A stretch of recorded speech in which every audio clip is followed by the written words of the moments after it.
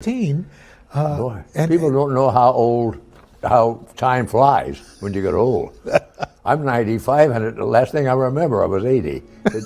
Dick Van Dyke is an actor, singer, dancer, comedian, and producer from the United States. He rose to prominence via his radio and theatrical work before landing his breakout role as Rob Petrie in the CBS comedy The Dick Van Dyke Show. He also served in the United States Air Force during World War II. Born in Danville, Illinois, to salesman Lauren Wayne Cookie Van Dyke and stenographer Hazel Victoria, the future actor grew up with his brother Jerry. Van Dyke started interested in computer animation around 1991. The veteran actor has received several honors, including the SAG Lifetime Achievement Award. Television, so I thought, that's what I want, a Stan Laurel Oscar. And you do a pretty good Stan Laurel. Yeah, I was his favorite. He wanted me to play him. If you enjoy these videos, please remember to hit the like button, as it does help us out a lot. And comment below who your favorite celebrity is that you'd love to see in an upcoming video. His full name is Richard Wayne Van Dyke, but is also known as Dick Van Dyke. He was born December 13, 1925 in West Plains, Missouri, making him 95 at the time of this production. He stands at 185 centimeters or 6 feet 3 inches tall. Dick Van Dyke, the renowned U.S. comic, has had another lucky escape 3 years after he was saved by porpoises who spotted him dozed off atop his surfboard. A passerby rescued the veteran performer from his sports vehicle when it caught fire on a California highway. Jason Pennington, Van Dyke's savior, told the gossip website TMZ that he was traveling down Route 101 in Calabasas when he spotted a smoke-filled Jaguar pulled over to the side of the road. Van Dyke, 87, was trapped within an older guy and was attempting to escape. Pennington, assisted by 2 off-duty nurses, quickly unlocked the driver's door and yanked the Mary Poppins star from the vehicle as flames tore through its engine. Van Dyke did not require medical treatment and was claimed to be healing well at home after his wife Arlene arrived to pick him up. According to The Hollywood Reporter, the star may not have been aware his car was on fire prior to the rescue. According to local authorities, 2 eastbound lanes of the highway were closed for a brief period of time. Flying vehicles and magical nannies have saved Dick Van Dyke from certain death. A sleep screen, the veteran Chitty Chitty Bang Bang and Mary Poppins performer had to rely on a pod of porpoises after seemingly nodding off atop his surfboard. "I'm not kidding," he stated afterwards. Van Dyke's journey began on an ill-fated excursion to his neighborhood beach. "I woke up out of sight of land," the 84-year-old actor revealed on Craig Ferguson's TV chat show. "I started paddling with the swells and saw fins swimming around me and thought, I'm dead." He discovered they were porpoises, and they dragged me all the way to the shore. Dick Van Dyke has always been a champion for good acts, and it's no surprise that he's continued to do so despite his age. The 95-year-old Hollywood icon began handing out cash to job seekers queuing outside Los Angeles' Malibu Community Labor Exchange. For many years, one of Van Dyke's top objectives has been to assist those in need. This man has volunteered at the Midnight Mission, a Los Angeles shelter, for more than 20 years. He was formerly the Cell Therapy Foundation spokesperson. After parking his car outside the facility, the Mary Poppins star gave out stacks of cash to individuals waiting in line at a time when the coronavirus outbreak has left many people out of work. It's uncertain how much money he distributed. In 1948, Van Dyke married Margie Willett. Barry, Carrie, Christian, and Stacy were the couple's 4 children. The couple split in 1984, though. Dick Van Dyke had a long love involvement with Michelle Triola between his first and second marriages until 2009, when Triola died. He later remarried in 2012 to Arlene Silver, who's over 40 years Van Dyke's junior. You're not ready to stop working yet, are you? No. Well, an actor retires by just doing it for nothing. You do charity work after they won't hire you anymore. Dick Van Dyke was born in West Plains, Missouri on December 13, 1925. He considered being a minister when he was younger. He gave up on this dream after joining his high school's theater club and honing his singing and dancing abilities in school musicals.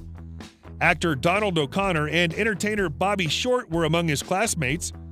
Van Dyke had his first professional job around this time, working part-time at a local radio station. Van Dyke has had enormous success on the stage, in films, and on television throughout the course of this more than 60-year career in show business. The comic antics of the tall, lanky actor are his most well-known. Stan Laurel of the legendary comic team Laurel and Hardy was one of his early influences. Van Dyke grew up in Danville, Illinois, with his parents Lauren and Hazel, and his younger brother Jerry, who went on to become an actor as well. Danville was a town of about 30,000 people, and it felt like most of them were family, Van Dyke recounted later in his book, My Lucky Life in and Out of Show Business. Lauren, his father, was frequently gone from the family as a traveling salesman for the Sunshine Cookie Company. Van Dyke worked in radio and television in Atlanta and New Orleans in the late 1940s and early 1950s. He suffered financially and professionally for many years. In 1948, he and his first wife, Margie, married on a radio show called Bride and Groom. Partly because the show paid for the ceremony and provided them with a free honeymoon. In the early 1950s, he signed a 7-year deal with CBS but was let go after 3 years. Van Dyke got a tiny part in the Broadway comic revue Girls Against the Boys in 1959.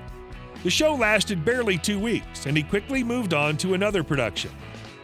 Van Dyke appeared in the Broadway production of Bye Bye Birdie alongside Cheetah Rivera, Paul Lynde, and Charles Nelson Riley. The musical was a smash hit, earning Van Dyke his one and only Tony Award for his supporting performance in 1961. His career took off not long after that. Despite his relative obscurity, Van Dyke received leading credit in his breakout 1961 TV series, The Dick Van Dyke Show.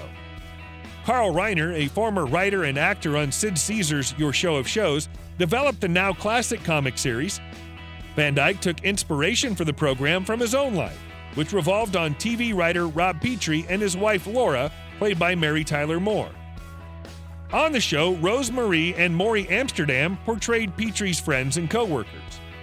Though the Dick Van Dyke Show started slowly, it ultimately gained a large following. Van Dyke won over fans with his excellent humor and likability, and he earned 3 Emmy Awards for his performance on the series. Decades after the show was canceled in 1966, it remained a successful syndication program. Van Dyke went on to star in numerous other TV shows after the program ended in 1966, including the New Dick Van Dyke Show, although none of them were as popular as his first sitcom. In the 1990s, Van Dyke took a more radical turn. He co-starred with his real-life son, Barry Van Dyke, in the famous mystery drama Diagnosis Murder. In a series of TV movies beginning with Murder 101 in 2006, he portrayed another amateur investigator. The actor featured in the Ben Stiller comedy Night at the Museum the same year. Van Dyke returned to the stage in 2006 as a special guest in Cheetah Rivera, The Dancer's Life, Dick Van Dyke, A Step in Time, a musical memoir, which premiered in 2010 at the Geffen Playhouse in Los Angeles, was similarly based on his own life. You anymore? Yeah. No, I don't think I'll ever retire unless they make me. It's too much fun. Yeah. I have such a good life. Amazing. Dick Van Dyke's daily income is $22,602. Dick Van Dyke's net worth is $50 million. Dick Van Dyke owns a house in Malibu, California.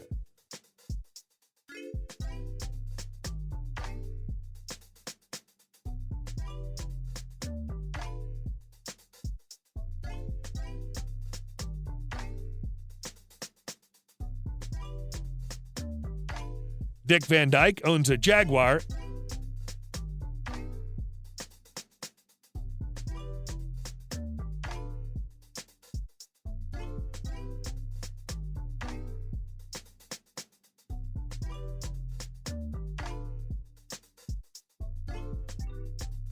a Bugatti,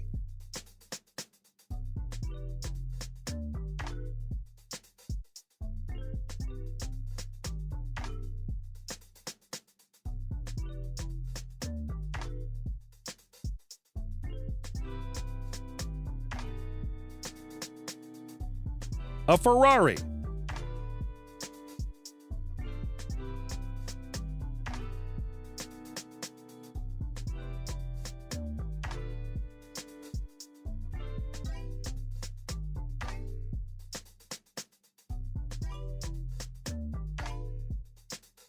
and a couple of classic cars.